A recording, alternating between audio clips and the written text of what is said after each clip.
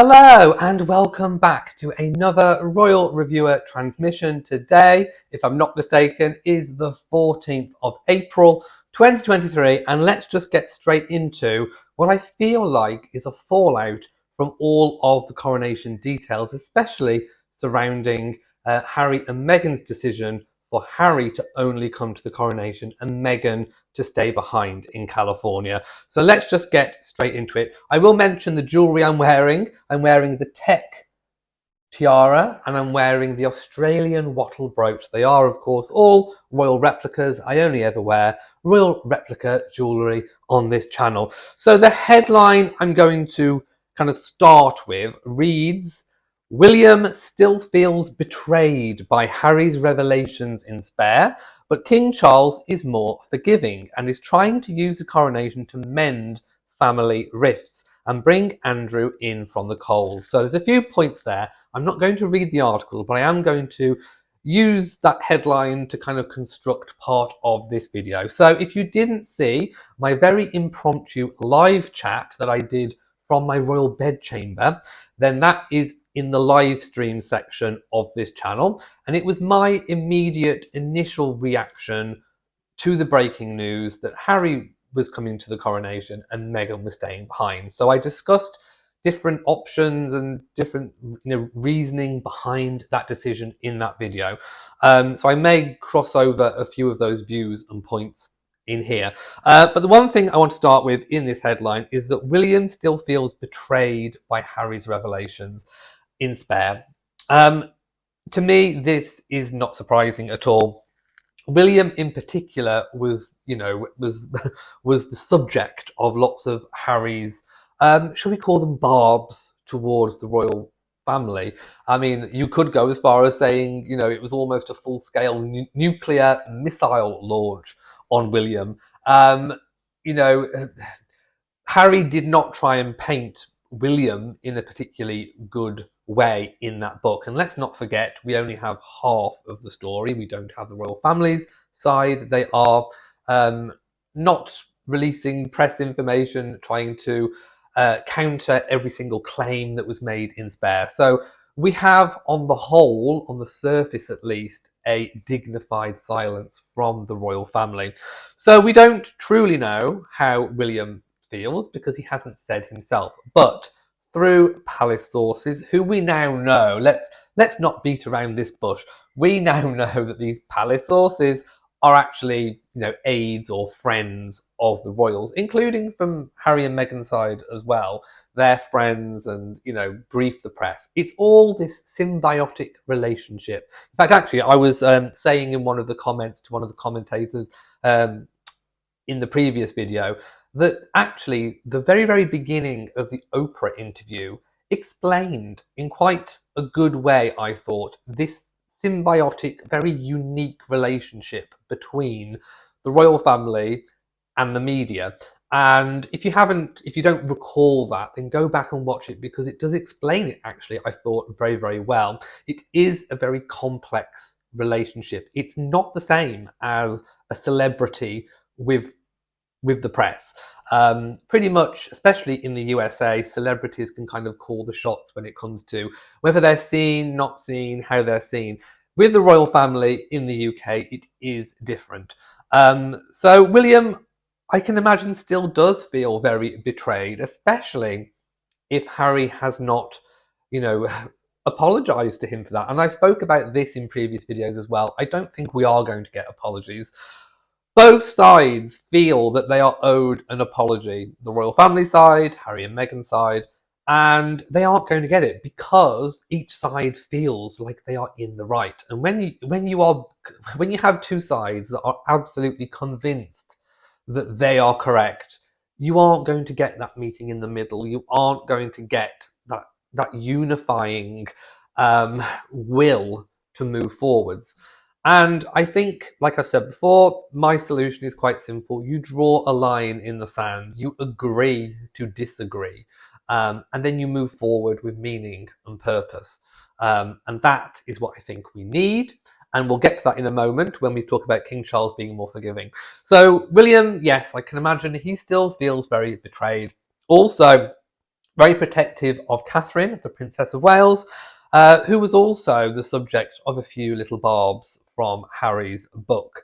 And of course, when Harry does come over for the coronation, we expect him to stay at Frogmore Cottage on the Windsor estate because he's still paying for it at the moment, and he doesn't have to vacate until we think round about July. So he's got until, midsummer, if you like, to vacate. So we think he'll be staying at Frogmore. Whether or not Princess Eugenie is there at the same time, we don't know. But we do know that Eugenie Jack and Harry do have quite a good relationship. So I predict he'll be staying at Frogmore, which is only 2 fields. I think something like as the crow flies, 700 metres away from the Prince and Princess of Wales, William and Catherine.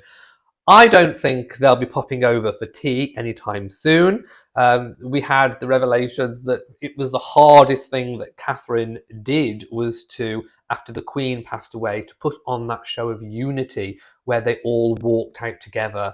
That must have been very, very difficult. I can imagine that Catherine is breathing a huge sigh of relief that Meghan is not coming over. It does take a lot of pressure off members of the royal family, especially under the scrutiny and gaze of the media with regards to their interactions and all that kind of thing. So no, I don't think William and Harry will be popping around to each other's houses for tea and biscuits, although that would be nice. I mean, I am certainly not a person that wants to perpetuate any of this ill feeling. I personally do feel that family fallouts, family disagreements are not a positive thing. They're not positive to have in anyone's life, and they don't do anyone any good.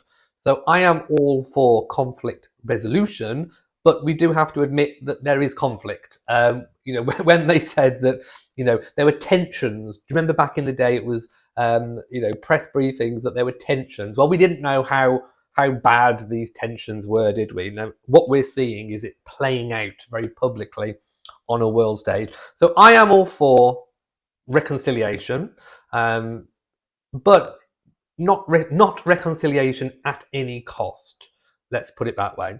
So I think there will be tension between the brothers when it comes to the coronation. I do think, in regards to the organisation of it, that the seating plans and everything, William and Catherine, and the more working royals will be probably more towards the front of the seating plans. I don't think we'll get official seating plans until actually the day of the coronation. So I think we'll be able to speculate as much as we want. But one thing that we can say is that William and Catherine and a lot of the working royals will have prominent positions in terms of where they are seated. Non-working members of the royal family will be more, we think, towards the back or to the side, in terms of how things are situated. So Harry on his own will probably be with other extended members of the family in the congregation. I would imagine there would be briefings that there is limited camera attention on Harry, although he will obviously be featured, I would imagine, picked up in the arrivals and departures. So I think there will be limited Harry screen time. I think that will have been a wish of the palace. What we do think is that one of the big sticking points of Harry and Meghan making a decision was this kind of seating plan arrangement. I do think it's a good compromise. On reflection, obviously I made my comments in the previous live chat video. On reflection, I don't think I've changed my opinion vastly, but I do think what I do see now a little bit more clearly is the fact that this is a good compromise. Charles obviously wanted, King Charles, I should say. I keep wanting to say Charles, but it's King Charles. The king wants both of his sons, both of his children, at this monumental event for him. So that is no surprise to me, regardless of what one of those sons has been doing in more recent times. What we are seeing is a father's desire to have his children at a momentous occasion and point in his life that he's been waiting all of his life for, in effect. So that is no surprise there. I do think it's a good compromise for the royal family side that Meghan has decided to stay away. Now, there's lots being made of Meghan's decision to stay away. Was it really her decision to stay away? Was it part of a deal behind the scenes to get to this compromise in exchange for maybe even Harry having a slightly more prominent position?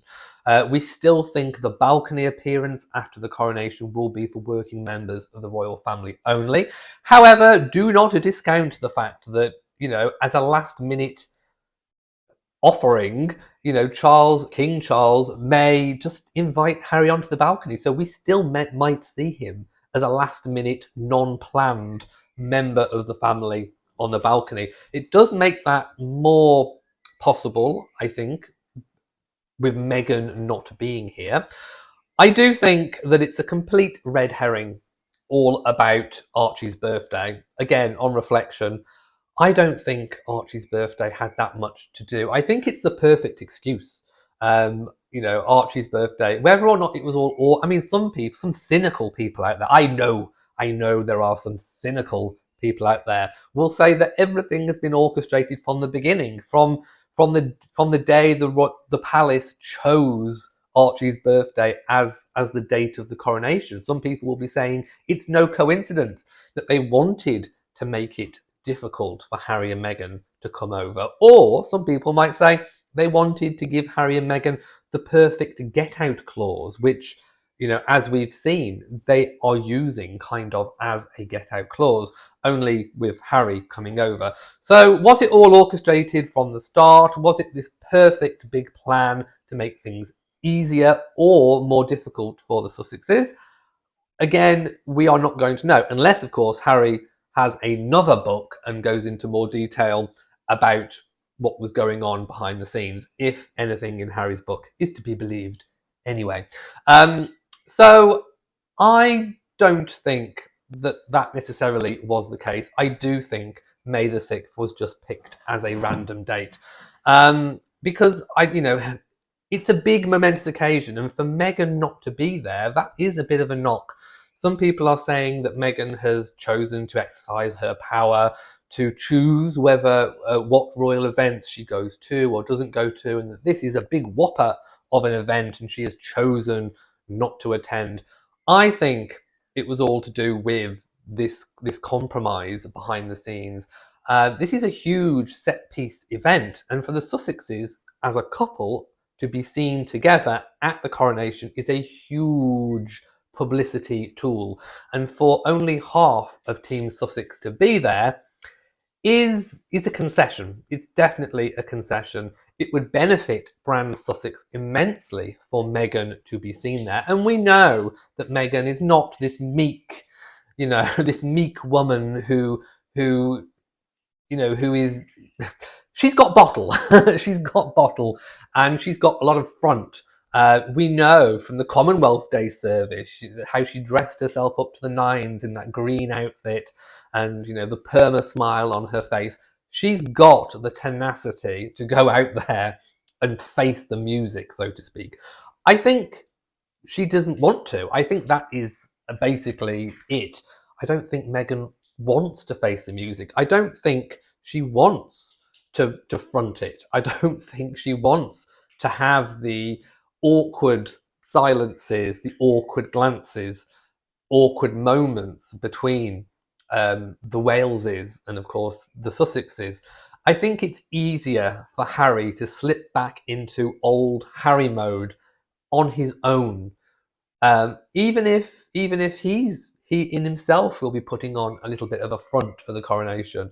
I do think it's easier for Harry on his own than with Meghan. So, on balance, on check, I don't think it's a win for the Sussexes. I don't think they've chosen to exercise their power. All of that. I think they've just done it for ease, and also for Harry. Like I say, we don't know what deals have been going on behind the scenes. So we will see on the day what's been played out. If Harry does have more of a prominent position, then we'll know that something was done more than likely behind the scenes to get that off the ground, that sticking points were overcome. But I do think that Harry and Meghan kept the royal family waiting on this decision all the way through to the very, very, very last moment. But I do think King Charles, the King, will be very, very happy to have both of his sons there. And Meghan's absence will make things a lot easier.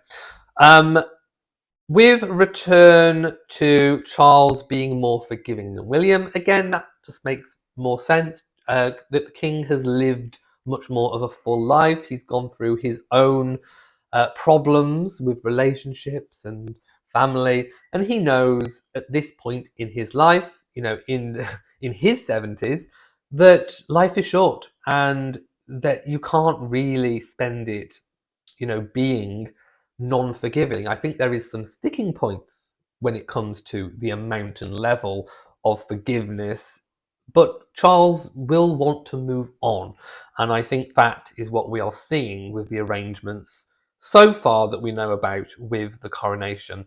I definitely think there is the potential to mend these family rifts, but like I say, going back to this line in the sand, only if I think they agree to disagree. I don't think there's going to be any shifting in terms of their position on who is right, who is wrong, who's owed an apology, who's not owed an apology, who makes the apology. I just think, leave it, draw a line in the sand, build a bridge and get over it, basically. Also, going back to Prince Andrew, we did see him over Easter. We saw him at the Easter service. And there is talk about that was perhaps a little bit of a precursor for King Charles including Andrew at the coronation. Not in a formal role, perhaps not wearing any uniform or any robes, although we still don't know what the actual dress code is going to be for people who have been invited. Will we see the big kind of ornate robes and coronets and tiaras as we saw at the late Queen's coronation? It's still to be seen. Of course, I am a more is more sort of person. I want to see the tiaras. I want to see the glitz. I want to see the robes. I want to see the king wearing the tights and the garters and all of that. I want to see the whole thing. But we do know that this is a coronation for now. Things have been updated. Things are being updated. Things are being done differently to how it was 70 years ago. There is a massive, humongous cultural change. We are in a very different world to what we were 70 years ago. So although the key elements of the coronation will be kept, will be preserved, it's shorter in length. The processional route is shorter because everything is televised. Millions, probably billions of people will see the coronation, on their TV screens, on the internet, on TikTok, on all these different social medias, YouTube, everything. So, things don't have to be as seen in person. In fact, as I've said before, you will get a much better view of the coronation watching it at home on TV. Sarah Ferguson. We'll talk about Andrew a bit more in a moment. But Sarah Ferguson, Sarah, Duchess of York, Andrew's ex-wife, she has not been invited to the coronation, and she says that she will be watching it at home with bunting and cake and coronation chicken sandwiches and all the rest of it. So she is not going. Now, we know that the king has been a lot more warmer towards Sarah. He invited her over for Christmas, but she is not going to the coronation. Does that indicate that Andrew is or isn't? I don't know.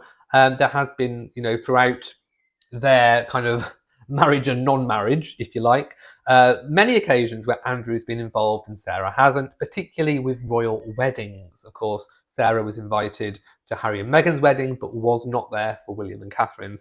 But I think things have thawed a lot, and especially under the new King Charles. I can only expect, Sarah's presence to be there more when it comes to private family celebrations, particularly at Christmas and all the rest of it. So Sarah will not be there.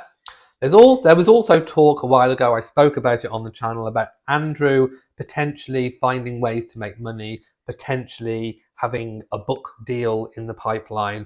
We now know palace sources have said, i.e. Andrew has said, that he's not going to do a book. He's not going to pull a Harry and try and use his royal connections to make money post being a non-working royal. I think the whole story being put out there about him potentially doing a book was put out there to get him something, to get him a deal behind the scenes with King Charles.